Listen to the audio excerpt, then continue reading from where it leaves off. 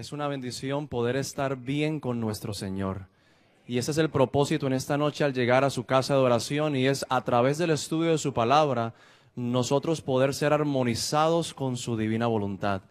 Saben, pasé por alto enviar un saludo a una iglesia que también se ha unido con nosotros, y es la Iglesia del Sur, allí en Oklahoma City. Así que les enviamos también un saludo a ellos. Ellos están con nosotros en esta transmisión, y el pastor Ramos le envía saludos a esta iglesia también. Así que la iglesia de Bellavista se alegra de tener una gran hermandad que se une a esta transmisión.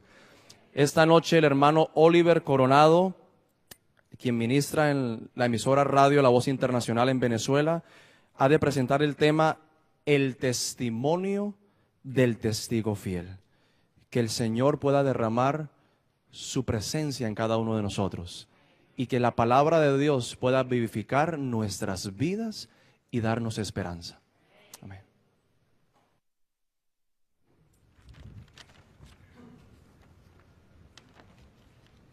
Buenas noches, queridos hermanos. Dios les bendiga nuevamente. Para este servidor es un placer acompañarles. Hoy estamos en nuestro tercer tema de esta semana, que es una semana llena de bendiciones, porque el Espíritu Santo nos acompaña y es nuestro profesor, nuestro maestro y nuestro director. Así que sientan una cordial bienvenida de parte de todo el gran equipo que está laborando en esta campaña titulada Un mensaje para los tiempos finales. El tema de hoy es muy interesante. De antemano, quiero saludar a todas las personas que nos están sintonizando en diferentes medios de comunicación, tanto vía internet, en señal abierta, aquí en la iglesia de Bellavista. Reciban un cordial saludo. Para nosotros es un placer acompañarles. Esperamos que este tema de hoy sea de gran bendición espiritual. El tema de ayer fue un tema muy importante porque nosotros notamos que el Señor está dispuesto a darle a su iglesia un poder para que la iglesia pueda terminar la obra que se nos ha encomendado. Con ese poder es que vamos a finalizar. Pero quiero decirles una cosa importante, mis hermanos. Para el Señor obrar en nosotros, necesitamos un cambio profundo en el corazón. Ese es el énfasis de esta semana. Los temas están apuntando a los mensajes que necesitamos para estos tiempos finales. El tema de hoy es un tema interesante porque tiene el título El testimonio del testigo fiel. ¿Qué es ese testimonio? ¿Por qué es tan importante para la iglesia? ¿Y qué es lo que Cristo quiere decirle a la iglesia en este tiempo? El tema de hoy promete mucho, pero también de antemano le voy a decir algo al comenzar. Este tema es un tema que principalmente lo preparé para mí. Porque creo que si alguien necesita un cambio, debe ser el predicador. Si alguien necesita una transformación, debe ser el pastor. Si alguien necesita levantarse de manera diferente, debe ser el líder de toda iglesia. Por eso quiero comenzar diciéndole que aunque el tema de hoy es un tema bien directo, el primero que está en la banca soy yo. El testimonio del testigo fiel. Vamos a comenzar orando para pedirle al Señor que nos dirija en este tema especial. Eterno Padre que estás en el cielo, tenemos la certeza y la seguridad que en el nombre de Jesús, tu Espíritu Santo está en medio de nosotros. Y tenemos la certeza y la seguridad que trae un mensaje potente para la iglesia. El motivo es que vivimos en los tiempos finales de este mundo. El reloj está por indicar que el tiempo se ha terminado. Y necesitamos levantarnos, necesitamos purificarnos, necesitamos tener un nuevo corazón. Necesitamos, Señor, tener el carácter de Jesús. Y necesitamos proclamar un mensaje potente al mundo que solamente será predicado bajo testimonio. Gracias te damos, Señor, porque tú tienes un mensaje importante para esta iglesia. Permite que este mensaje sea abierto en libertad y que todas las personas que nos están sintonizando sientan que el mensaje es para ellos. El mensaje es para mí. El mensaje es para toda persona que nos escucha en este momento. Abre nuestro corazón y háblanos con sinceridad. Te lo suplicamos, Señor, en el nombre de Jesús. Amén. Quiero comenzar con un pasaje que se halla en Amós capítulo 9, versículo 9. Un pasaje bien interesante. Fíjense que el pasaje dice así: porque he aquí, yo mandaré y haré que la casa de Israel sea zarandeada entre todas las naciones, como se zarandea el grano en una criba y no cae un granito en la tierra. La Escritura comienza hoy presentándonos que Dios necesita zarandear a su pueblo. Dios necesita sacudir a su pueblo. Dios necesita despertar a su pueblo. Y Él tiene medios para hacerlo, mis hermanos, y lo va a hacer. Eso es una promesa bíblica. En Evento de los Últimos Días, la sierva del Señor, analizando este hecho, en la página 177 dice, el Señor viene pronto. En cada iglesia debe haber un proceso de purificación y de zarandeo, porque entre nosotros hay hombres impíos que no aman la verdad ni honran a Dios. Tremendo el mensaje que la sierva del Señor presenta. El problema que tenemos es que en medio de nosotros hay personas que quizás están engañándose a sí mismas y Dios necesita sacudir la iglesia para que la iglesia despierte, y el que está preparado, prepararse para dar el último mensaje, y el que no lo esté, hermano, que Dios tenga misericordia de nosotros. Ahora, ¿cómo es eso de un zarandeo? ¿Cómo es eso de un testimonio que batirá a la iglesia y la hará despertar? ¿Cómo funcionará eso? Es interesante, mis hermanos. El Señor dio muchas enseñanzas en cuanto a este tema. ¿Sabe que una de las señales del fin que llama la atención en la Escritura y que poco analizamos, muchas veces prestamos atención a los hechos políticos, prestamos atención a los problemas económicos, miramos la naturaleza que está convulsionando, pero no estamos mirando dentro de la iglesia? Y le voy a decir una cosa, una de las grandes señales del fin es lo que ocurre hoy día dentro de nuestras iglesias. Una de las grandes señales a las cuales tenemos que poner atención. En Mateo capítulo 24, versículo 12, la Escritura dice así: y por haberse multiplicado la maldad, el amor de muchos, ¿qué va a ocurrir? Se enfriará. Por haberse multiplicado la maldad, el amor de muchos se enfriará. Pero esto es una mala traducción. En el griego original no dice así. En el griego original hay un énfasis mucho más potente de este pasaje. Y fíjese cómo lo dice Mateo 24:12 de la versión bizantina interlineal del griego y español. Y por aumentar la violación de la ley, se enfriará el amor de la mayoría. Fíjese que es distinto. Por pisotearse en el mundo la ley de Dios y la iglesia tener contacto con el mundo, ¿qué vendrá como resultado? Que en la mayoría, el amor se enfríe, mis hermanos. En la mayoría. Por el hecho de nosotros estar conectados con el mundo, en medio del mundo, y el mundo lo único que hace es pisotear y pisotear la ley, en la iglesia será afectada. Ahora, en Evento de los Últimos Días, la sierva del Señor dice, habrá un zarandeo de cedazo. A su tiempo, la paja debe ser separada del trigo. Debido a que la iniquidad abunda, el amor de muchos se ha enfriado. Es precisamente el tiempo cuando lo genuino será lo más fuerte. Interesante. ¿Qué es lo que va a ser más fuerte? Lo genuino será más fuerte. Ahora, ¿cómo funciona esto? ¿Cómo es que el amor se ha enfriado? ¿Cómo es que hay un amor fingido? ¿Sabe que el apóstol Pablo habló mucho sobre la condición de la iglesia? Y lo presenta en 1 Timoteo capítulo 2, versículo 3. Yo he conseguido a mucha gente que usa este pasaje para hablar del amor del mundo. Hermano, por favor, este pasaje apunta a la situación interna en la iglesia. Y note la descripción que hace el apóstol Pablo. También debes saber esto, que en los postreros días vendrán tiempos peligrosos, porque habrá hombres amadores de sí mismos, avaros, vanagloriosos, soberbios, blasfemos, desobedientes a los padres, ingratos, impíos. Está hablando de la condición de nuestra iglesia, mis hermanos. Sin afecto natural, implacables, calumniadores, intemperantes, crueles, aborrecedores de lo bueno, traidores, impetuosos, infatuados, amadores de los deleites más que de Dios. Y luego dicen que tendrán apariencia de piedad, pero negarán la eficacia de ella. A esto se evita. Tremendo.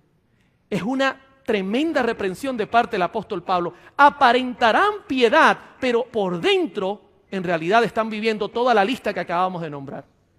¿Sabe que la sierva del Señor, hablando sobre este mismo pasaje, y me gusta siempre hacer un paralelo en su contexto, en Hijos e Hijas de Dios, página 294, dice, uno de los pecados que constituyen una de las señales de los últimos días, note, es que los cristianos profesos son amadores de los placeres más que de Dios. Tratad sinceramente con vuestras propias almas. Investigad cuidadosamente. ¿Cuán pocos después de un examen fiel pueden levantar la vista al cielo y decir, no soy amador de los placeres más que de Dios? ¿Cuán pocos pueden decir, estoy muerto para el mundo? Mi vida está escondida con Cristo en Dios. Y cuando aquel que es mi vida aparezca, yo también apareceré en él, con él en gloria. Tremendo. Fíjese cómo va en concierto con la misma situación que aplica el apóstol Pablo. Pero Pablo hace una contraposición a la actitud de algunos que representan la mayoría, que tienen una vida falsa, un amor fingido, aparentan ser cristianos y no son, y hacen una contraposición con los que son sinceros. Y yo quiero que note la contraposición, 2 Timoteo 3, 10 y 12. Pero tú has seguido mi doctrina. Note la diferencia. ¿Qué ha hecho el verdadero cristiano? Se permanece en la doctrina. Permanece fiel, mis hermanos. Conducta, propósito, fe, longanimidad, amor, paciencia. Y también todos los que quieren vivir piadosamente en Cristo Jesús, ¿qué van a padecer? Hermano, el que quiera llevar una vida distinta a lo que Pablo presenta como el pecado grande que envuelve hoy día a la iglesia, ¿sabe qué va a pasar con ellos? Es un fanático. Es sensacionalista. Sus mensajes todo el tiempo están apelando y diciendo que las cosas están mal. Esa persona hay que tener cuidado con ella. Y recibirán persecución. Porque, hermano, si persiguieron a Jesús, que era nuestro maestro, Jesús dice, os perseguirán a vosotros también. En Hijos e Hijas de Dios, la hermana White dice en la página 294, hay un lado de la línea, o a un lado de la línea, se encuentra el seguidor de Jesucristo, que se niega a sí mismo, al otro, los complacientes amadores del mundo, preocupándose de la moda, transigiendo con la frivolidad y alimentándose de los placeres prohibidos. El cristiano no puede cruzar esa línea, no hay lugar allí para él. ¿Nota la contraposición, las dos caras de la moneda? Lo triste de todo esto, mis hermanos, es que hay una gran mayoría que está viviendo una vida fingida hoy día dentro de la iglesia. Y quiero decir algo, con todo el respeto lo voy a decir, muchos de nosotros como líderes pertenecemos a esa gran mayoría. ¿Sabe que el Señor Jesucristo dio muchas enseñanzas y muchas parábolas que son actuales para el 2012? Una de ellas que siempre me ha llamado la atención es la parábola del sembrador. El sembrador presenta todas las fases de aquellos que en algún momento escucharán el mensaje. Quiero comenzar con el primer grupo. Por ejemplo, en Mateo 13:4, Jesucristo habló de un grupo y dijo, mientras sembraba, parte de la semilla cayó junto al camino y vinieron las aves y la comieron. Ese grupo representa a las personas que oyen el mensaje, pero las aves vienen y al caer el mensaje la agarran, se lo llevan y la persona no cree y nunca termina siquiera en la iglesia.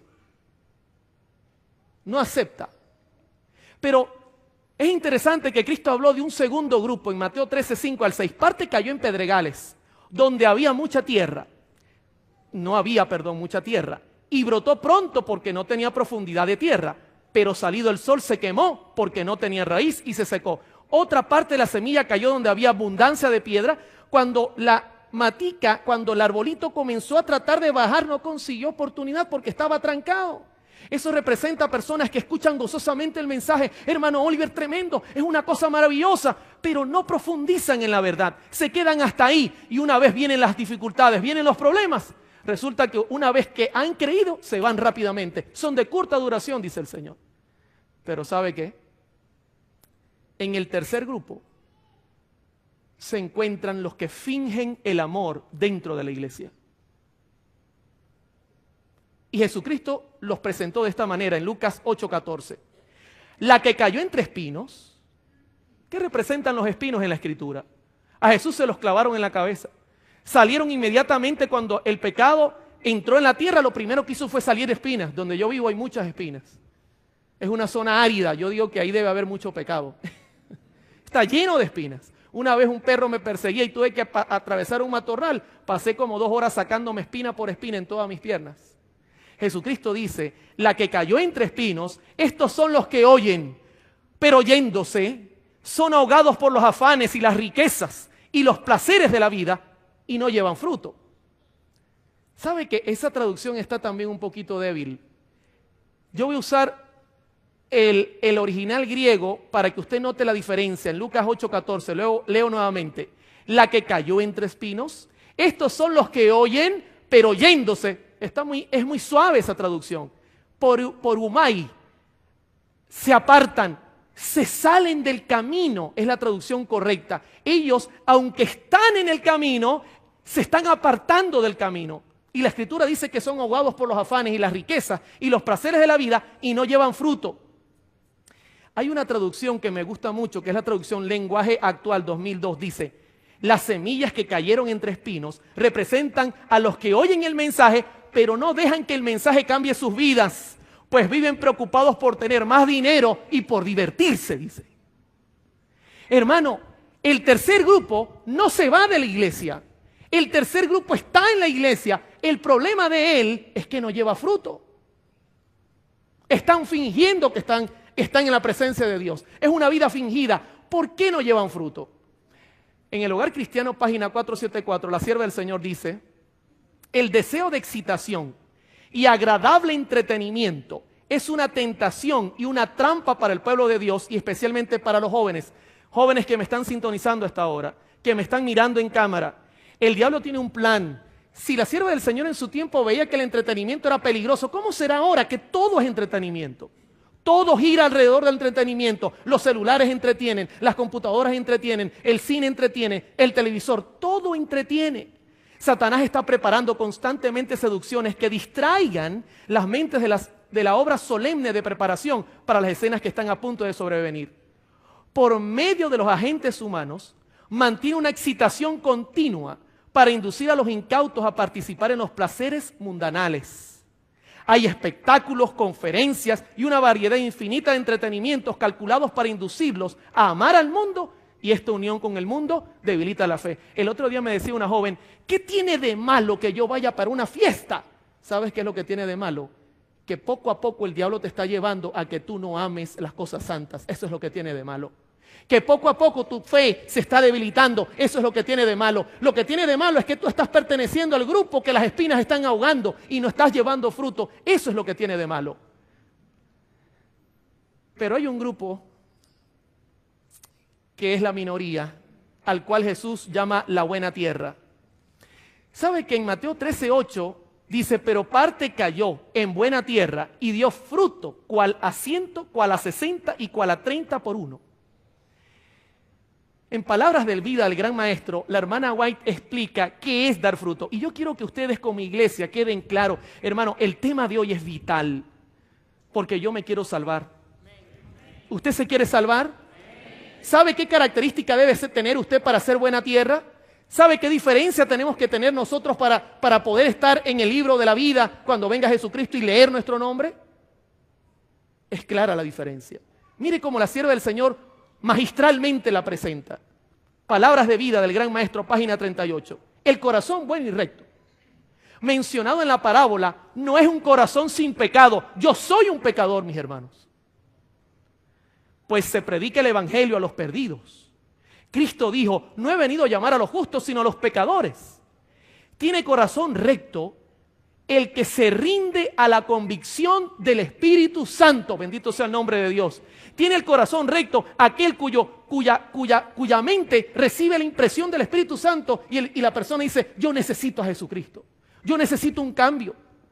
Confiesa su pecado y siente su necesidad de la misericordia y el amor de Dios. Tiene el deseo sincero de conocer la verdad, no para llenarse la boca, hermano, no para ser un gran predicador, para obedecerla. Dice, el corazón bueno es el que cree y tiene fe en la palabra de Dios. ¿Se da cuenta la diferencia? Enorme diferencia. Lo único que Dios requiere de usted es que usted sea sincero y se humille. Eso es lo que Dios necesita. En palabras de vida, el gran maestro, página 39 y 40, la sierva del Señor dice, el conocimiento de la verdad depende no tanto de la fuerza intelectual como de la pureza de propósito. Imagínese usted. Yo no necesito ser un erudito, yo lo que necesito es tener un propósito noble, y el propósito noble es yo me quiero salvar. Dice, la sencillez de una fe ferviente y confiada, sus resultados se verán en una vida y un carácter semejante a los de Cristo. Gloria sea el nombre del Señor.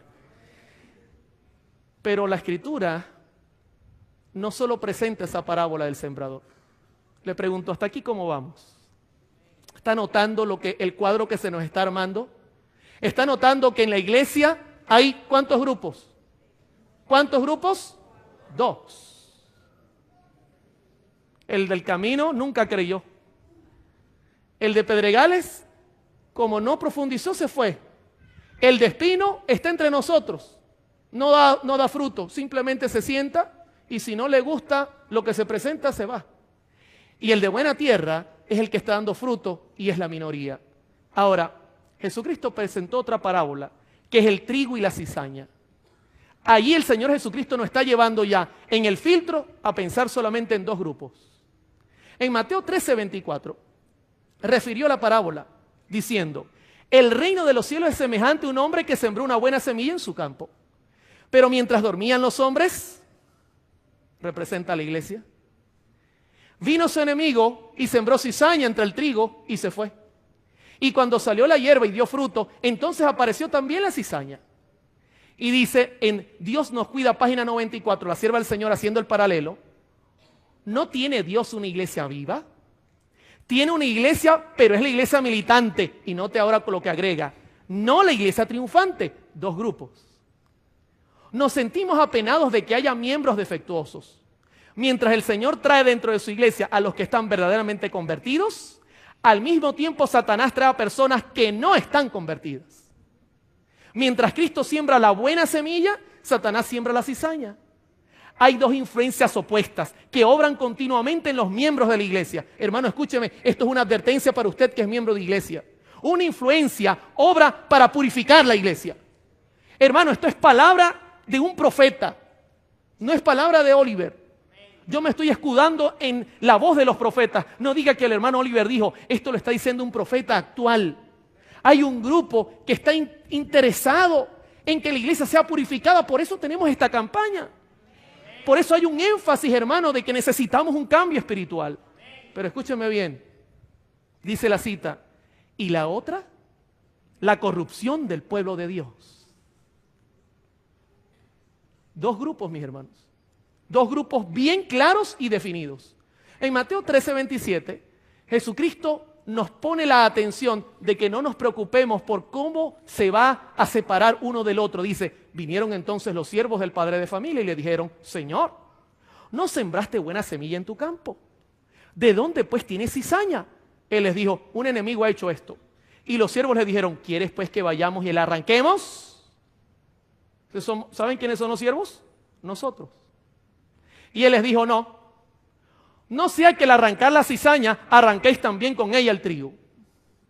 Hermano, escúcheme, su labor no es andar persiguiendo como un policía a nadie. Su labor no es preocuparse de cómo se va a arrancar la cizaña. Esa labor le pertenece a Dios. En Joya de los Testimonios, tomo 1, página 312, la sierva del Señor añade, note el paralelismo en todas las citas. Satanás, al rebelarse, arrastró consigo una tercera parte de los ángeles. Estos se apartaron del Padre y del Hijo y se unieron con el instigador de la rebelión. Teniendo presentes estos hechos, debemos obrar con la mayor cautela. ¿Qué podemos esperar sino pruebas y perplejidad en nuestra relación con hombres y mujeres singulares? Debemos soportar esto y evitar la necesidad de arrancar la cizaña, no sea que el trigo sea desarraigado también. ¿Sabe cuál es el problema si nosotros nos pusiéramos a estar persiguiendo? Que se pudiese colocar o presentar un colapso en la iglesia y muchos sinceros serían sacudidos sin necesidad. Pero la pregunta clave es, ¿y cómo va a ser Dios para separar el uno del otro? Le hago una pregunta, ¿quiere conocerlo? ¿Quiere saber cuál es el método divino para separar a su pueblo del que finge ser su pueblo? ¿Quiere saber cuál es el medio que la Biblia lo presenta con claridad? En Mateo 22:14, Jesucristo lanza una advertencia. Escúcheme, hermano, esto es para ti. Yo espero que el Espíritu Santo esté hablando a tu conciencia. No creas que es una persona que quizás es un pecador común, es el Espíritu Santo que está hablándote a tu conciencia. Dice, porque muchos son llamados, Mateo 22:14, ¿y cuántos escogidos? Pocos escogidos. Siempre Dios ha tenido un pequeño remanente. En el mundo somos 16 millones de adventistas. ¿Cuántos millones? Hermanos, son 6.900 países. Son 192 lenguas que tenemos que alcanzar. Y somos 16 millones de adventistas. Pero le hago una pregunta. ¿En estos 16 millones de adventistas hay 2 grupos o no hay 2 grupos? No diga que yo estoy dividiendo la iglesia porque yo estoy usando a los profetas. Si va a apedrear a alguien, comience por los profetas. Deja a mí de último. Le pregunto ahora, de los 16 millones de adventistas nominales escritos en los libros, ¿cuántos tiene el Señor firmes y parados en la verdad presente? ¿Qué le parece si dejamos que la profeta nos diga qué es lo que está pasando? Fíjese que en De Evento de los Últimos Días, página 176, ella dice: es una solemne declaración la que hago a la iglesia, de que ni uno, fíjese que no dijo uno, ni uno de cada 20 de aquellos cuyos nombres están registrados en los libros de la iglesia se haya preparado para terminar su historia terrenal, y que estaría tan ciertamente sin Dios y sin esperanza en el mundo como el pecador común. Es solemne esta cita. Ni uno. Si yo hago la fórmula, ¿sabe de cuánta gente estaríamos hablando? Entre 100,000 y 300,000 de 16 millones. ¿Cómo va a ser el Señor para hacer que su pueblo sea separado de la cizaña? ¿Cómo va a ser Dios para lograrlo? Dios tiene un plan. Y personalmente yo creo que ese plan ha comenzado a suceder. Y lo que digo es algo solemne, mis hermanos. En Amós 9:9 comenzamos con una cita interesante. Porque aquí yo mandaré y haré que la casa de Israel sea zarandeada entre todas las naciones, como se zarandea el grano en una criba y no cae un granito en la tierra. Mis hermanos, el Señor tiene un plan y es zarandear a su iglesia. ¿Cómo lo va a hacer? ¿Cómo la va a sacudir?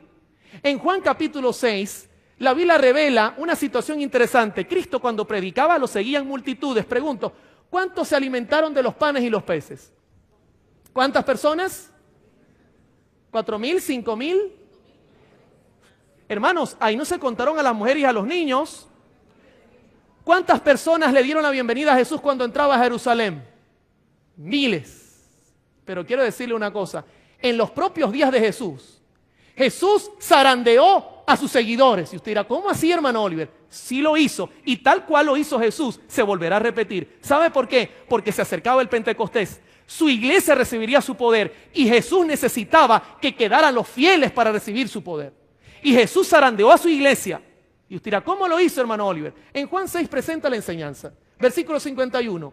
Están la gente reunida, son miles reunidos. Y Jesús les dice, yo soy el pan vivo que descendió del cielo. Si alguno comiere de este pan, vivirá para siempre. Y el pan que yo daré es mi carne, la cual yo daré por la vida del mundo. Entonces los judíos contendían entre sí diciendo, ¿cómo puede darnos de comer su carne? Este está loco. Jesús le dijo, de cierto os digo, si no coméis la carne del Hijo del Hombre y bebéis su sangre, no tenéis vida en vosotros. El que come mi carne y bebe mi sangre tiene vida eterna, y yo le resucitaré en el día postrero. Porque mi carne es verdadera comida y mi sangre es verdadera bebida. El que come mi carne y bebe mi sangre, en mí permanece y yo en él. Note que el Señor predica un sermón poderoso, mis hermanos, y comienzan a cuestionarlo. En Juan 6 aclara de lo que está hablando. Versículo 63. El Espíritu es el que da vida. La carne para nada aprovecha. Ahora noten, las palabras que yo os he hablado son espíritu.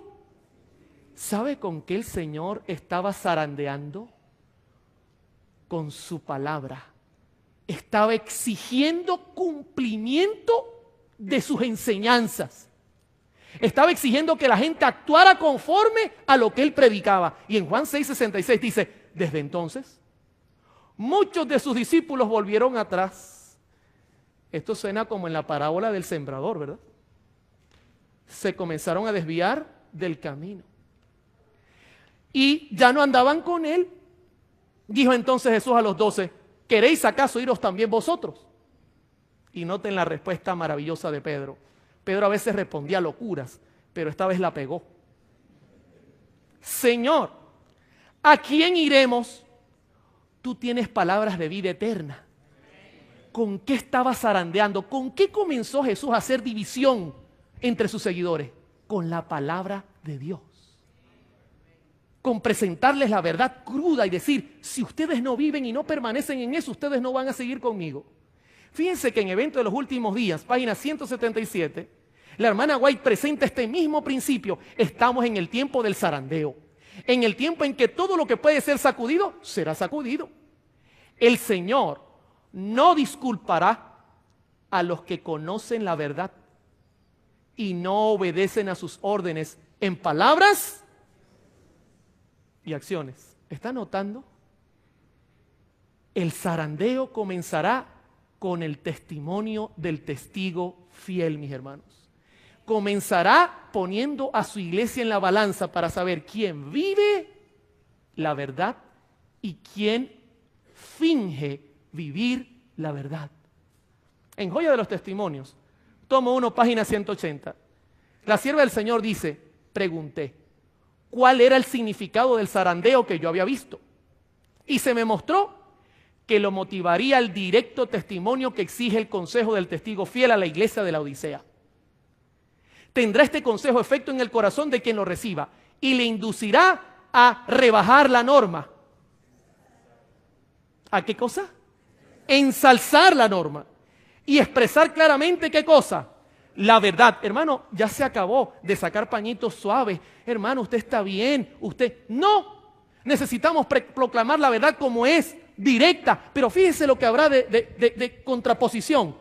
Algunos no soportarán este testimonio directo, dice ella, sino que se levantarán contra él. ¿Cuántos grupos hay aquí? 2. Uno está dispuesto a ensalzar la verdad, uno está dispuesto a vivir la verdad, pero ¿qué pasará? Se cumple el Timoteo, los que quieran vivir piadosamente van a ser perseguidos. Y dice, esto es lo que causará un zarandeo en el pueblo de Dios. ¿Sabe que cuando Cristo presentó este tema, habló de la iglesia de la Odisea? La iglesia de la Odisea tiene símbolos que son interesantes. En primer lugar, al hablar de la Odisea, Cristo, al presentar, nota, el testimonio del testigo fiel tiene que ver con el mensaje de la Odisea. Fue establecida en el 261 a.C. y 245 a.C. por el rey Antíoco II. El nombre de la Odisea significa juicio del pueblo o pueblo juzgado. Interesante. Y estamos en el proceso del juicio. Era una ciudad muy próspera económicamente, tanto que tuvo un tremendo terremoto. Roma ofreció ayuda y dijeron, no hace falta, tenemos cómo solventar el problema. Se sentía totalmente cómoda, rica, era famosa por sus cascadas de agua tibia y salobre. El agua tenía un mal gusto porque era agua mineral, por su tibieza producía náuseas. También confeccionaban un tipo de lana negra, especialmente el color negro, se recordaba mucho en la Odisea. Esto es interesante, mis hermanos, los símbolos se aplican totalmente a nuestro tiempo. Cerca de la Odisea existía también una fábrica de colirio que se usaba para los ojos. En Apocalipsis 3:14 está el corazón del tema de hoy. Está el testimonio del testigo fiel. Y note las palabras de Jesús. Y escribe al ángel de la iglesia en la Odisea. He aquí, el amén, el testigo fiel y verdadero, el principio de la creación de Dios dice esto. Yo conozco tus obras, que ni eres ni frío ni caliente. Ojalá fueres frío o caliente, pero por cuanto eres tibio y no frío ni caliente, te vomitaré de mi boca. Note, aquí Jesucristo habló de 3 grupos. Los fríos no les interesa nada. Están los calientes que están de cabeza metidos en la obra, pidiendo santificación y purificación y trabajando y dando fruto 100%, pero están los tibios. El tibio está parado en el medio, mis hermanos. El tibio se siente bien en el mundo, pero a veces un poquito incómodo, y se siente bien en la iglesia en su condición. Él en realidad no se siente ni bien de un lado ni bien del otro. Él está en el medio. Oye, no hay cosa peor. Yo digo a la gente, a los jóvenes, ¿sabes qué es horrible? Estar en el mundo y no sentirte del mundo. Y estar en la iglesia y no sentirte de la iglesia. Entonces, ¿qué te estás pasando? Hermano, decídete. En el comentario oblicuo dentista, en la página 777 dice, ¿por qué es preferible una condición de frialdad a una de tibieza? Las siguientes palabras proyectan luz al respecto. Al Señor le agradaría que los tibios que creen que son religiosos nunca hubieran mencionado su nombre. Son una carga continua para los que anhelan ser fieles seguidores de Jesús, pero al mismo tiempo son una piedra de tropiezo para los incrédulos. O sea, ni permiten que los que están adentro que den fruto como Dios manda, ni permiten que los que están afuera se convenzan. Están molestando ambos grupos. Ese es el tibio. En 2 de Pedro 3:11 está la contraparte. Puesto que todas estas cosas han de ser deshechas, ¿cómo no debéis vosotros de andar en santa y piadosa manera de vivir? Hermano, estamos en los tiempos finales y la gente no se da cuenta y vive en tibieza, una tibieza total. En Joya de los Testimonios, tomo 1, página 477, la sierva del Señor dice, el mensaje de la Odisea se aplica a los hijos de Dios que profesan creer en la verdad presente. La mayoría de ellos son tibios, note cómo sigue la misma línea, y solo profesan la verdad, tienen el nombre de cristianos, pero nada de celo. Dios indicó que quería en el corazón de la obra hombres que corrigiesen el estado de las cosas que existe allí y permaneciesen como fieles centinelas en su puesto de deber. Les ha dado luz con respecto a todo punto para instruirlos, estimularlos y confirmarlos según lo que requería el caso. Dios nos ha dado suficiente capacidad, Dios nos ha dado todo, pero lamentablemente la mayoría está en tibieza. Ahora, la Odisea tiene una característica que me llama la atención, pastores y hermanos que me acompañan. ¿Sabe qué me llama la atención de la Odisea? Apocalipsis 3:17 habla de cómo se cree ella. ¿Por qué? Tú dices, yo soy rico y me he enriquecido y de ninguna cosa tengo necesidad. Y no sabes, dice Jesús, que tú eres un desventurado, miserable, pobre, ciego y desnudo. ¿Sabe? La Odisea está en serios problemas porque ella piensa que es así. Ella está en harapos, se está muriendo espiritualmente, pero ella cree de ella que ella es santa, que ella es pura, que ella es perfecta, que mejor que ella no hay nada en esta tierra. Por amor al Señor, mis hermanos, ese espíritu es diabólico. Yo soy rico, ahí tirado en el piso, con los pantalones rotos, pobre. Yo me he enriquecido y no tengo necesidad. En el comentario oblicuo dentista, la hermana White dice en el tomo 7, página 974, de ellos dice Cristo, os jactáis de ser ricos y estar enriquecidos con supuestas victorias espirituales, pero en realidad no sois ni fríos ni calientes, sino que estáis llenos de una vana facultad. A menos que os convirtáis, no podréis ser salvos, puesto que estropearíais el cielo con vuestra profana sabiduría. Ellos creen que están súper bien y esa sabiduría profana echaría a perder el reino de los cielos. No puedo aprobar vuestro espíritu y vuestra obra. No procedéis de acuerdo con el ejemplo divino. Estáis siguiendo un molde que solo es vuestra propia invención. Porque sois tibios, debo escupiros de mi boca. Hermanos, cuando este servidor se levanta en muchos lugares y presenta temas como estos, la gente dice, hermano Oliver, está siendo demasiado directo. Está siendo, o sea, la iglesia tampoco está así. Ese es el espíritu de la Odisea. Se siente rica. En Apocalipsis 3, Jesucristo les dice, yo soy rico, me he enriquecido, no tengo necesidad. Noten, así se siente la iglesia.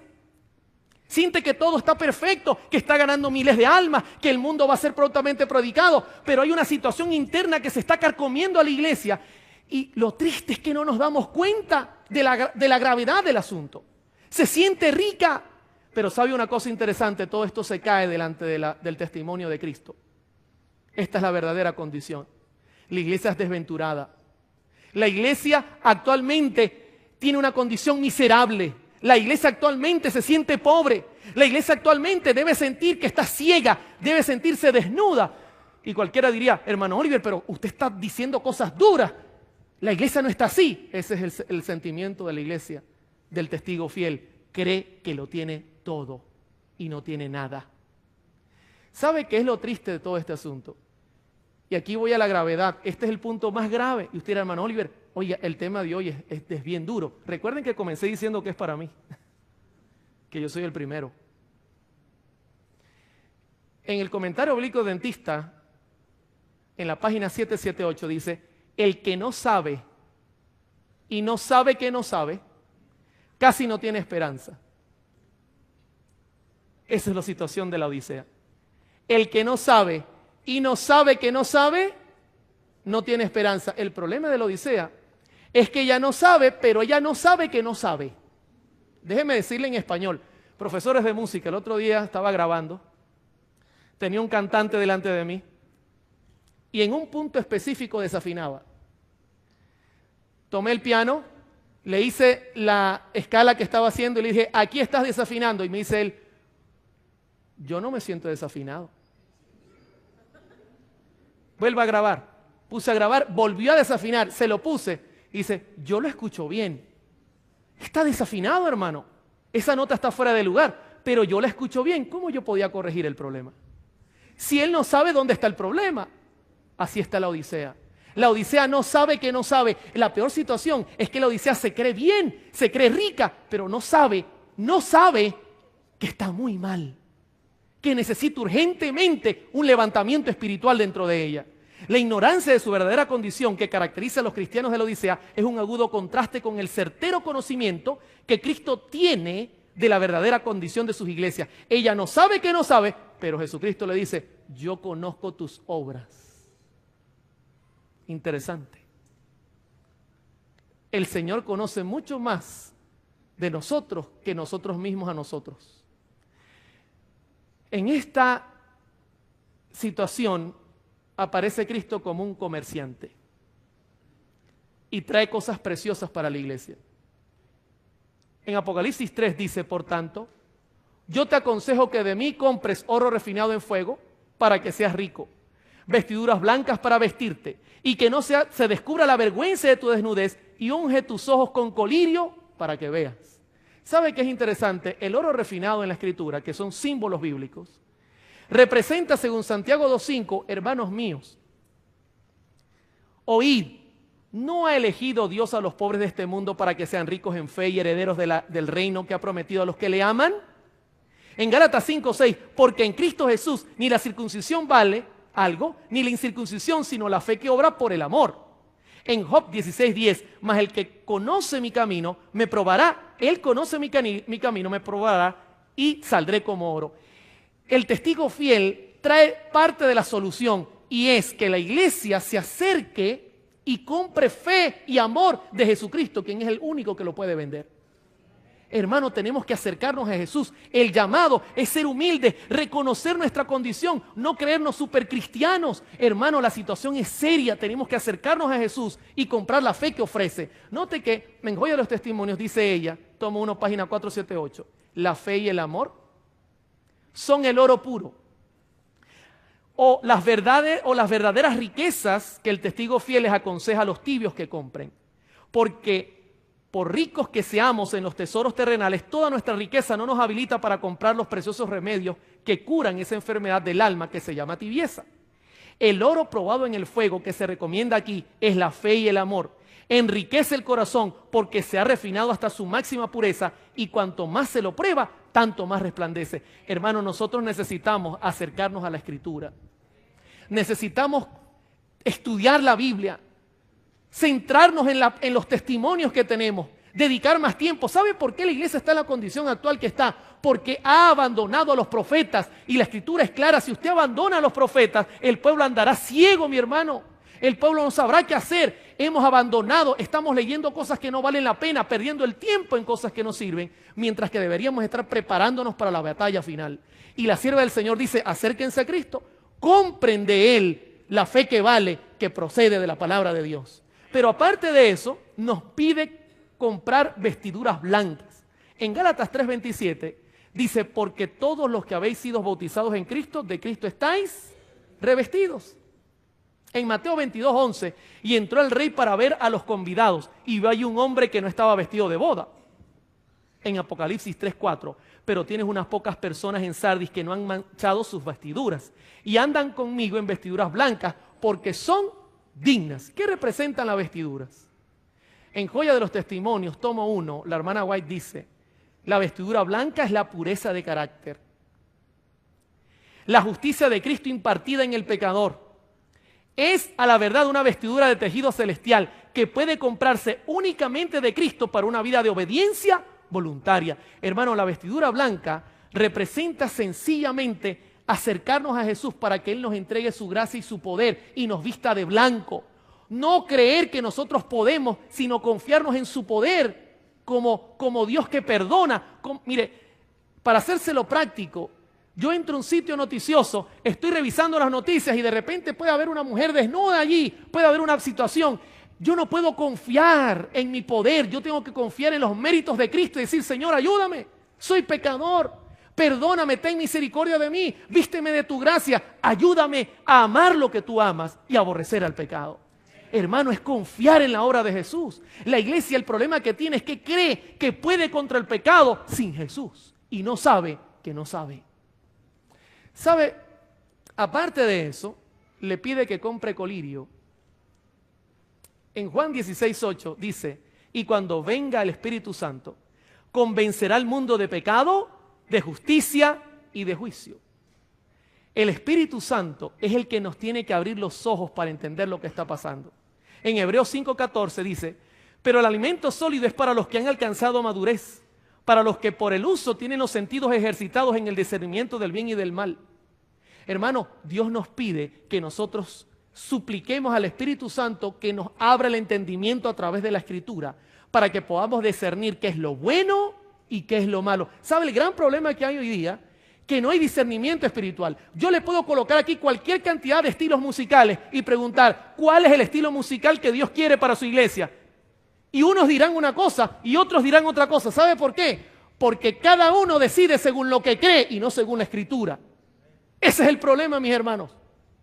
Estamos tomando decisiones por lo que nosotros pensamos y estamos dejando que el discernimiento espiritual se base en lo que nosotros creemos y no lo que dice el escrito está. Y Pablo se los dice claramente. En Santiago 1:5 dice, y si alguno de vosotros tiene falta de sabiduría, pídala a Dios, el cual da a todos abundantemente y sin reproche, y le será dada. Joya de los Testimonios, tomo 1, página 478. Note lo que dice. Interesante. El colirio es aquella sabiduría y gracia que nos habilitan para discernir entre lo malo y lo bueno. ¿Se da cuenta por qué la iglesia en los últimos días no ve? Porque el único instrumento que le habilita a usted para discernir entre lo bueno y lo malo es la voz de los profetas que fueron inspirados por el Espíritu de Dios. Si usted abandona eso, usted no tiene discernimiento espiritual. Sigue diciendo, y para reconocer el pecado bajo cualquier disfraz, Dios ha dado a su iglesia ojos que Él quiere que sean ungidos con sabiduría para que vean claramente. Pero muchos sacarían los ojos de la iglesia si pudiesen, porque no quieren que sus obras salgan a la luz, no sea que resulten reprendidos. El colirio divino impartirá claridad al entendimiento. Cristo es el depositario de todas las gracias. Él dice, yo te amonesto que de mí compres colirio. ¿Sabe? Cuando el testimonio del testigo fiel penetre en la iglesia y la iglesia entienda su condición, que es la que acabamos de presentar, van a hacer en el corazón de nosotros un sentir de humillarnos delante de Dios y decir, necesitamos ser diferentes. Necesitamos un reavivamiento y una reforma total. Si no, no vamos a recibir el cambio en nuestro corazón. Y si con todo y esto Dios separa a su pueblo, porque a través de este medio, yo no quiero que olviden pastores, músicos, hermanos que están acá, el medio que va a usar Dios para separar uno del otro es la palabra de Dios, es ensalzar la norma, es levantar la verdad. es preguntar quién está de parte de Jehová y quién no está de parte de Jehová. Una vez que ese extraño proceso se desarrolle, va a venir un segundo proceso. De este tema no les voy a profundizar, solo les voy a dejar una pincelada. ¿Sabes cuál es el segundo proceso? Jesucristo se acercó a sus discípulos. Y ya eran pocos los que quedaban, mis hermanos. Eran muy pocos los que quedaban. Del grupo primero se fue una gran cantidad. Y les dijo en Lucas 22, 31 y 32. Simón, Simón, he aquí Satanás os ha pedido para zarandearos como a trigo. Pero yo he rogado por ti, que tu fe no falte. Y tú una vez vuelto confirma a tus hermanos. ¿Qué era lo que vendría? Que zarandearía. No bastaba que el primer grupo había separado. Ahora tenía que haber una separación mucho más profunda. ¿Y qué ocurrió? Hubo persecución. Hermano, escúcheme, estamos viviendo en los días donde Dios quiere levantar la verdad y muchos se van a oponer. Muchos llaman a un reavivamiento y una reforma, pero quieren que venga en son de paz. Jesús dijo que vendría en son de espada, porque Satanás no lo va a aceptar. Cuando a través de este extraño proceso Dios cure a la iglesia y comience a hacer su obra extraña, entonces vendrá la persecución que está prometida en la Biblia y terminará de purificar a su iglesia. ¿Sabe lo que dice la sierva del Señor en Evento de los Últimos Días, páginas 177 y 178? La prosperidad contribuye a que ingresen en la iglesia multitudes que meramente profesan la religión. Debido a la falta de persecución, han ingresado en nuestras filas hombres que aparentan estar firmes y tener un cristianismo incuestionable, pero quienes, si la persecución surgiese, se apartarían de nosotros. ¿Está viendo las dos caras de la moneda?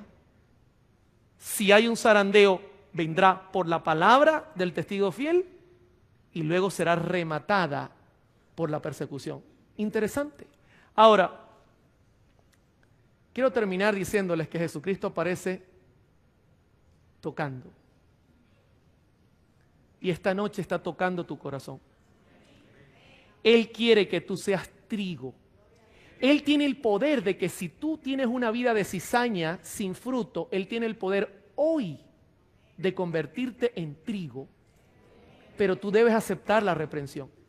Tú debes aceptar que tu vida no es la del niño rico, sino la del niño pobre. Y debes aceptar que necesitas un cambio total, un total cambio que se base en vivir la fe que tú dices que tienes. Y el Joya de los Testimonios, tomo 2, página 355, la sierva del Señor dice, aunque existen males en la iglesia, y los habrá hasta el fin del mundo, la iglesia ha de ser en estos postreros días luz para un mundo que está contaminado y corrompido por el pecado. La iglesia debilitada y deficiente es la iglesia de hoy, que necesita ser reprendida, amonestada y aconsejada. Es el único objeto de esta tierra al cual Cristo concede su consideración suprema. Tremendo mensaje, mis hermanos. Hermano, tú como persona, como miembro de iglesia, Cristo tiene sobre ti sus ojos, porque Cristo quiere que tú te salves. Cristo quiere que tú participes. Cristo no quiere que hayas perdido tu tiempo en esta iglesia. Cristo no quiere que tú hayas perdido tu tiempo sentándote aquí, haciéndote meramente como un cristiano fiel, pero que está ahogado. No, Cristo quiere llevarte a su reino. Pero necesitamos entender nuestra situación personal. No podemos taparnos los ojos. Hermano, no podemos llevar un cristianismo falso. Tenemos que llevar un cristianismo sincero. Y Jesús aparece al tocando la puerta. En Apocalipsis 3:20, he aquí yo estoy a la puerta y llamo. Si alguno oye mi voz y abre la puerta, entraré a él, dice el Señor, y cenaré con él. Y note que hay un intercambio. Y él conmigo. Necesita la iglesia tener un intercambio entre Jesús y la iglesia. Hermanos, es mi sincera petición a Dios en esta hora, que el Señor te pueda ayudar y tú puedas cumplir el cometido que el Señor tiene para ti, que el Señor te pueda instruir en justicia, y que tú te puedas levantar en estos últimos días. Recuerda que Dios te quiere como trigo, no te quiere como cizaña. Vive la verdad que crees. No estés diciendo simplemente que eres miembro de iglesia y que perteneces a la mayoría de los que no van a estar con la iglesia. El Señor te está llamando en estos días finales para hacer la obra maravillosa de predicar el evangelio al mundo.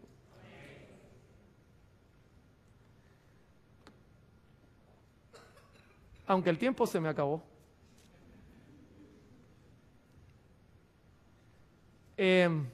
Hice una pequeña pausa para que los editores puedan trabajar.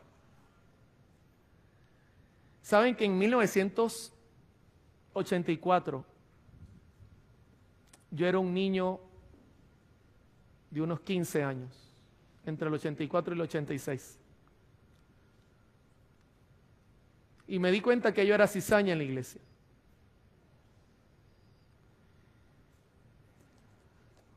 Una vez, no estaban los ancianos de la iglesia, y puse a Black Sabbath en el equipo reproductor de la iglesia.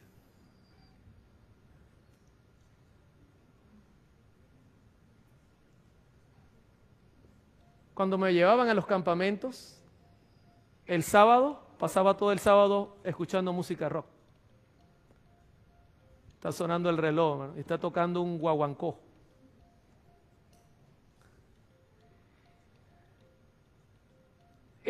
Mientras los pastores hacían un gran intento por ayudarnos, yo estaba metido en el cuarto y ya llevaba mi Walkman, era lo que se usaba en ese tiempo, la tecnología avanzada, el iPad o el iPod de ahora.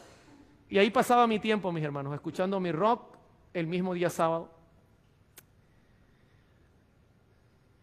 Y mi testimonio lo que hacía era golpear a la iglesia. En contra, yo me rebelaba contra la iglesia y decidí irme de la iglesia porque dije, yo no puedo seguir así, yo soy un falso cristiano, yo me voy a ir. Decidí abandonar la iglesia. Yo ahora entiendo por qué Dios dice, yo prefiero que tú seas frío, porque el tibio está en la iglesia engañándose a sí mismo, mis hermanos. El tibio cree que se va a ir a la iglesia sin leer la Biblia, al cielo, perdón. El tibio cree que va a ir al cielo sin orar. El tibio cree que va a engañar al pastor llegando el sábado y levantando la mano diciendo, yo estudié, y antes de venir a la iglesia, estudié rapidito. Y yo me di cuenta que yo estaba engañándome y decidí irme de la iglesia. Jóvenes, hermanos que me están escuchando, pisé fondo.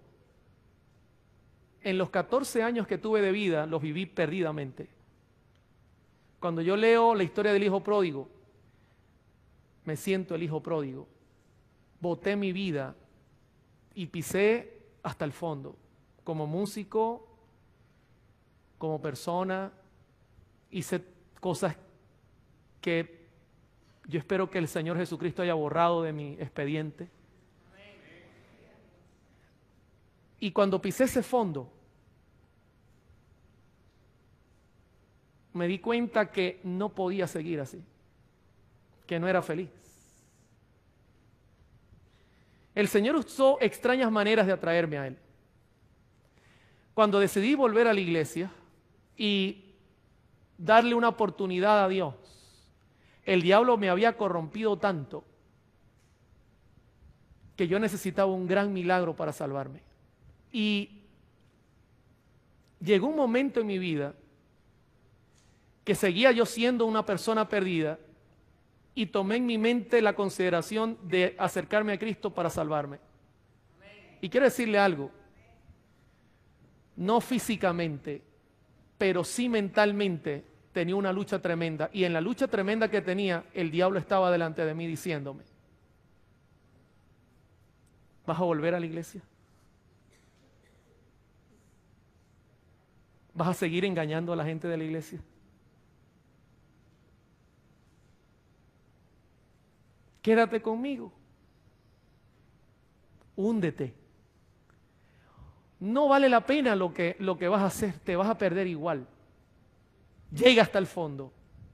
Conmigo, las mujeres agárralas, los licores agárralos, porque conmigo vas a parar al mismo lugar.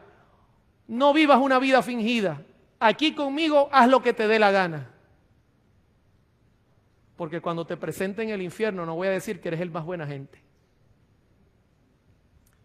Pero por el otro lado aparecía Jesucristo, mis hermanos. El diablo me forzaba a hacer cosas que yo no quería hacer. Y yo le digo y le hablo a los jóvenes, Salomón sintió lo mismo que yo. El diablo lo llevó al punto hasta de afeminarse y hacer cosas que él no deseaba. Porque el diablo quiere que tú hagas todo lo que puedas para destruirte a ti mismo. Ese es su fin. Cuando aparece Jesucristo, jóvenes y músicos y pastores, Jesucristo me ofrece el plan B, que para mí era un plan B, que pasó a luego ser plan A. Y me dice, mira, si tú crees en mí, yo no te voy a forzar a hacer nada. El diablo te fuerza, yo no. Yo no te voy a forzar a hacer nada. Yo te voy a dar el poder de vencer. ¿Y cómo lo vas a hacer, Señor? Soy un miserable pecador. Yo sí me daba cuenta de mi situación, yo no estaba como lo dice. Claramente, si crees en mí, te daré el poder. Lo único que tienes que hacer es aceptarme de corazón. Creer que yo soy tu Salvador. Abandonar esa vieja vida. No puedo, Señor. Esa vieja vida me atrae. No te preocupes, yo me encargo de eso. Tu trabajo es pedir. ¿Sabe que Jesucristo le dijo a sus discípulos? Ustedes no han logrado hacer nada porque no han pedido. Hermano, en medio de esa encrucijada de mi vida, tomé la decisión de seguir a Jesucristo. Pero escúcheme, eso sí, yo dije, si yo sigo a Jesucristo, yo no voy a ser un cristiano mediocre en la iglesia. No, Señor. Yo no voy a andar de hipócrita sentado en la banca perdiendo mi tiempo. Para que igual el diablo reclame mi vida, mis hermanos, por amor al Señor. El diablo está reclamando la vida de muchos adventistas del séptimo día porque dicen que son de Él. Por amor al Señor, hermano, despiértese. Ese es el problema grande de la Odisea. La Odisea cree que está sentada en el cielo y está sentada en el mismo infierno. Ese es el problema que tiene. El diablo nos reclama porque él dice, sus obras no son dignas, sus obras son de pecadores inmundos como los del mundo. Y tú dices que son tuyos. Pero cuando uno le habla a la iglesia, pareciera que la iglesia no se da cuenta. Hermano, cuando yo volví a la iglesia, le dije al Señor, si yo vuelvo, yo quiero luchar para salvarme. Y le voy a decir una cosa, todo lo que me pide el Señor, yo lo voy a hacer. Eso sí tiene que estar escrito en su palabra, mis hermanos. Yo he visto la reprensión del testigo fiel últimamente en mi vida. Por ejemplo, cuando mi madre padeció de cáncer, yo no era vegetariano. Cuando mi madre padeció de cáncer, me arrodillé y le reclamé a Dios y Dios me reclamó a mí. ¿De qué me hablas? Si te he dado mandamientos y no los vives, ¿con qué cara tú me vas a decir que yo soy el culpable de lo que está pasando? Y sabe una cosa, reconocí que hay tanta sabiduría y que yo la estaba botando por tierra. Y le dije, Señor, yo no puedo. Tú puedes ayudarme. Hermanos, cuando hice el cambio de alimentación, que me costó mucho hacerlo, como resultado, el colirio comenzó a fluir en mis ojos. Y comencé a mirar dentro de mí escoria del pecado. Comencé a darme cuenta que la música que yo usaba no era buena. ¿Sabe por qué? Porque comenzaron cambios. ¿Y sabe cómo lo logró el Señor? Con fuego. Con fuego. Por eso el testigo fiel usa el fuego. Y el fuego son las pruebas. Yo tuve que enterrar a mi madre y pasar por pruebas terribles para aceptar mi condición. Y comencé a darme cuenta de mis errores, de mis pecados, siendo miembro de iglesia. Y yo le digo una cosa a los músicos, yo soy sincero, yo era sincero, pero estaba engañado porque no quería escuchar la reprensión del testigo fiel. Hermano, comenzaron a haber cambios en mi vida. Y yo era sincero de corazón. La iglesia necesita vivir esos cambios. Comencé a vivir el evangelio como se debe vivir, haciendo un gran esfuerzo, pidiendo al Señor que me ayudara. Y sigo padeciendo pruebas. Porque el Señor necesita pulirme como el fuego. La última prueba que pasé fue viajando de Caracas a mi ciudad donde vivo en Punto Fijo. El avión descendió y cuando estaba posicionado sobre la pista de aterrizaje se elevó al cielo nuevamente. El avión dio la vuelta, volvió a posicionarse sobre la pista de aterrizaje y se elevó nuevamente. Cuando yo me di cuenta que el avión no aterrizaba, inmediatamente yo dije, este avión no va a aterrizar, tiene problemas. La gente comenzó a sentir terror. Prendí mi celular. Escribí un mensaje a mi esposa que me esperaba abajo con mi niña. Y le dije, mi amor, este avión no va a aterrizar. Pero tenemos una cita tú y yo en el reino de los cielos. Y yo voy a estar contigo ese día. Allí nos veremos. El avión dio la tercera vuelta. La torre de control miró las ruedas y no bajaban. La gente me pregunta, ¿y qué pensaste en ese momento? ¿No le reclamaste al Señor que eres un predicador? ¿Que venías de hacer su obra? Querido hermano, cuando uno se enfrenta a la muerte y uno es un cristiano sincero y fiel, uno no le dice al Señor lo bueno que ha hecho. Uno lo único que le dice al Señor es, únicamente tú me puedes salvar. Tú eres el único que tiene los méritos. Y sabes, eso fue lo único que pensé. Señor, en tus manos encomiendo mi espíritu. El día del juicio, tus obras no te van a salvar. Son los méritos de Cristo que tú estés viviendo en tu vida personal. El avión dio una cuarta vuelta y el piloto decidió aterrizar en esa situación. La gente se desmayaba, lloraba. Algo me hizo que me levantara y orara, delante de los gritos de la gente. Levanté mi mano, pedí silencio y elevé una oración corta. El avión golpeó las ruedas de atrás, el problema era adelante, y la misma caída desprendió las de adelante y logramos aterrizar.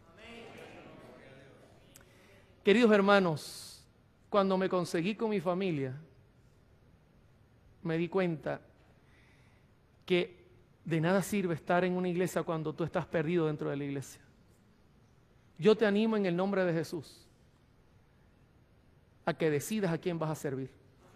Yo te animo en el nombre de Jesús a que hoy día tú te peses en la balanza de Dios, te revises como dice Pablo, y si tú necesitas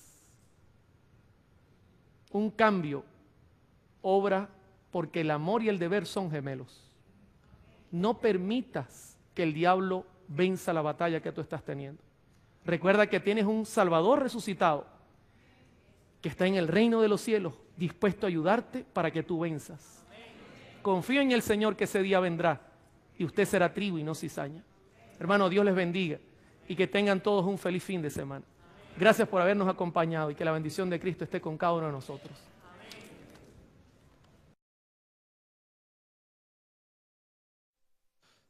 Es una bendición poder estar bien con nuestro Señor. Y ese es el propósito en esta noche al llegar a su casa de oración, y es a través del estudio de su palabra nosotros poder ser armonizados con su divina voluntad. Saben, pasé por alto enviar un saludo a una iglesia que también se ha unido con nosotros, y es la Iglesia del Sur allí en Oklahoma City. Así que les enviamos también un saludo a ellos. Ellos están con nosotros en esta transmisión, y el pastor Ramos le envía saludos a esta iglesia también. Así que la iglesia de Bellavista se alegra de tener una gran hermandad que se une a esta transmisión.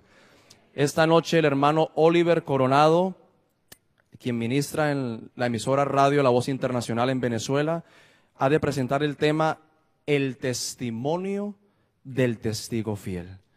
Que el Señor pueda derramar su presencia en cada uno de nosotros y que la palabra de Dios pueda vivificar nuestras vidas y darnos esperanza. Amén.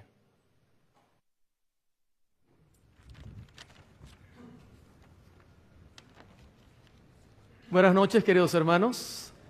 Dios les bendiga nuevamente. Para este servidor es un placer acompañarles.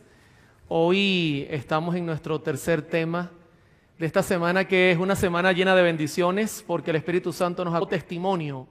Gracias te damos, Señor, porque tú tienes un mensaje importante para esta iglesia. Permite que este mensaje sea abierto en libertad y que todas las personas que nos están sintonizando sientan que el mensaje es para ellos, el mensaje es para mí, el mensaje es para toda persona que nos escucha en este momento.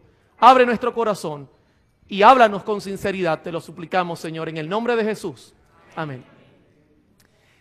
Quiero comenzar con un pasaje que se halla en Amós capítulo 9, versículo 9. Un pasaje bien interesante. Fíjense que el pasaje dice así: porque he aquí, yo mandaré y haré que la casa de Israel sea zarandeada entre todas las naciones, como se zarandea el grano en una criba y no cae un granito en la tierra.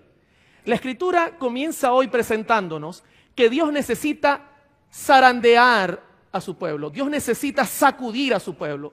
Dios necesita despertar a su pueblo. Y Él tiene medios para hacerlo, mis hermanos, y lo va a hacer. Eso es una promesa bíblica. En Evento de los Últimos Días, la sierva del Señor, analizando este hecho, en la página 177 dice: el Señor viene pronto. En cada iglesia debe haber un proceso de purificación y de zarandeo. Porque entre nosotros, el tema de hoy promete mucho, pero también de antemano le voy a decir algo al comenzar. Este tema es un tema que principalmente lo preparé para mí. Porque creo que si alguien necesita un cambio, debe ser el predicador.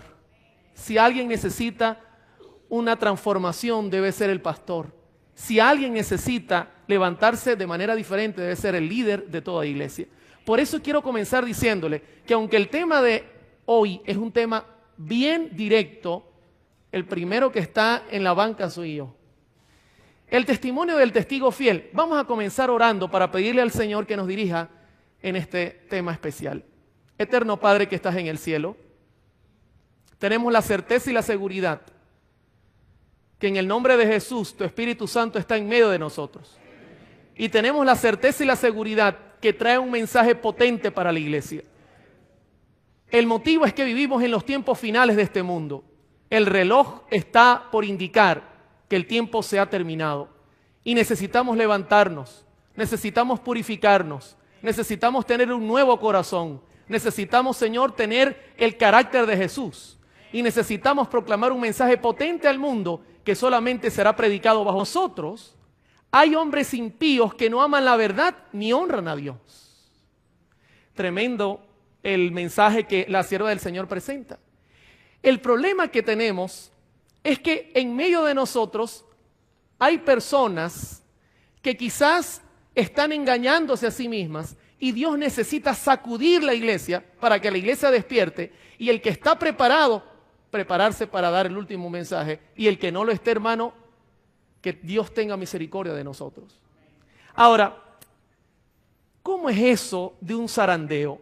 ¿Cómo es eso de un testimonio que batirá a la iglesia y la hará despertar? ¿Cómo funcionará eso? Es interesante, mis hermanos. El Señor dio muchas enseñanzas en cuanto a este tema. ¿Sabe que una de las señales del fin que llama la atención en la Escritura y que poco analizamos, muchas veces prestamos atención a los hechos políticos, prestamos atención a los problemas económicos, miramos la naturaleza que está convulsionando, pero no estamos mirando dentro de la iglesia? Y le voy a decir una cosa, una de las grandes señales del fin es lo que ocurre hoy día dentro de nuestras iglesias. Una de las grandes señales a las cuales tenemos que poner atención. En Mateo capítulo 24, versículo 12, la Escritura dice así: Y por haberse multiplicado la maldad, acompaña y es nuestro profesor, nuestro maestro y nuestro director. Así que sientan una cordial bienvenida de parte de todo el gran equipo que está laborando en esta campaña titulada Un mensaje para los tiempos finales. El tema de hoy es muy interesante. De antemano, quiero saludar a todas las personas que nos están sintonizando en diferentes medios de comunicación, tanto vía internet, en señal abierta, aquí en la iglesia de Bellavista. Reciban un cordial saludo. Para nosotros es un placer acompañarles. Esperamos que este tema de hoy sea de gran bendición espiritual. El tema de ayer fue un tema muy importante porque nosotros notamos que el Señor está dispuesto a darle a su iglesia un poder para que la iglesia pueda terminar la obra que se nos ha encomendado. Con ese poder es que vamos a finalizar. Pero quiero decirles una cosa importante, mis hermanos. Para el Señor obrar en nosotros, necesitamos un cambio profundo en el corazón. Ese es el énfasis de esta semana. Los temas están apuntando a los mensajes que necesitamos para estos tiempos finales. El tema de hoy es un tema interesante porque tiene el título El testimonio del testigo fiel. ¿Qué es ese testimonio? ¿Por qué es tan importante para la iglesia?